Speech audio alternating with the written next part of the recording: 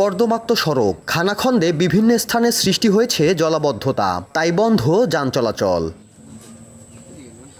৮ বছর আগে বরগুনা গুলবুনিয়া পুরাকাটা বেড়িবাঁধের উপর প্রায় ১৫ কিলোমিটার সড়ক পাকা করে এলজিইডি, কিন্তু ২ বছর আগে বেড়িবাঁধ উঁচু করায় এ সড়ক কাঁচা হয়ে যায়।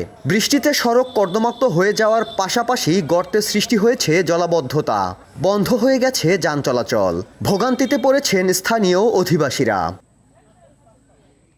শুধু এ সড়ক নয়, জেলার ৪৫ কিলোমিটার সড়কের এমন অবস্থা। উৎপাদিত ফসল পরিবহনে ভোগান্তিতে পড়েছেন কৃষকরাও। দ্রুত সড়ক পাকা করার দাবি ভুক্তভোগীদের। রাস্তা এখন তো মাঝে মাঝে গাতা হয়ে গেছে, বৃষ্টিতে ভেদর হয়ে যায়, আড়ন যায় না। মেলা কষ্ট হয়, আইতে আইসি আবার আইতে বাড়তে যাওয়া লাগবে। আইসি ৪ কিলোমিটার জায়গা আইতে যাওয়া লাগবে।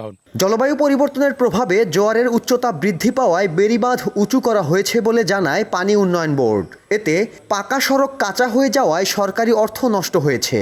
আর এলজিইডি জানায় নথিপত্রে কাঁচা সড়কগুলো এখনও পাকা সড়কের তালিকায় রয়েছে। পুনরায় এ সড়ক পাকা করতে সময় লাগছে বলে জানান এলজিইডির নির্বাহী প্রকৌশলী। কোথাও আমাদের বেড়িবাঁধ উঁচু থাকে, সেখানে যদি পর্যাপ্ত বন্যার যে লেভেল পানি সমতল সেটা বিদ্যমান রেখে চাহিদা থাকে, তার প্রেক্ষিতে আমরা সেগুলোর অনুমোদন দিই। একটা রোড ডাটাবেজ আছে আগে, সেই ডাটাবেজে ওই রাস্তাগুলো এখনো পাকাই দেখানো। যে রাস্তা পাকা দেখানো আছে সেই রাস্তাকে নতুন করে পাকা করতে হলে ইনভেন্টরি কালেকশন করে ওই পাকা রাস্তাকে আগে কাঁচায় পরিণত করতে হবে, সেইটা এখন প্রক্রিয়াধীন আছে। সদর উপজেলায় ২০ কিলোমিটার, তালতলী উপজেলায় ৩ কিলোমিটার এবং পাথরঘাটা উপজেলায় ২২ কিলোমিটার পাকা সড়ক বেড়িবাঁধ উঁচু করায় কাঁচায় পরিণত হয়েছে।